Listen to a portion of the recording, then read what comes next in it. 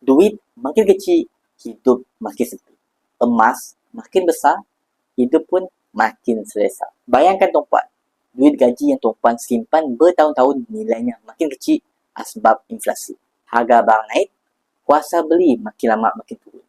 Akhirnya, simpanan si cukup untuk pencen dengan selesa. Tetapi, emas lain ceritanya. Emas kekal bernilai sejak ribuan tahun. Semakin lama disimpan, semakin bernilai.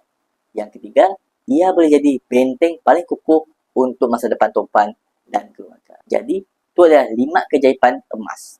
Yang pertama, nilainya kalis inflasi, iaitu kenaikan nilainya sekitar 10% setahun sepanjang 25 tahun kebelakangan itu.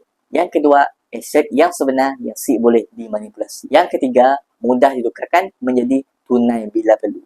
Yang keempat, selamat untuk diwarisi. Yang terakhir, terkumpul untuk jadi kekayaan persaraan. Kesimpulannya, jangan tanda inflasi itu curi masa depan tuan-puan. Mulakan simpanan emas hari itu dan tangga macam ni hidup tuan-puan berubah esok. Jadi, nak mula menabung emas, tuan-puan boleh follow kami. Lepas saya isikan detail di beg biru di bawah. InsyaAllah kami akan bantu tuan-puan dengan sebaiknya.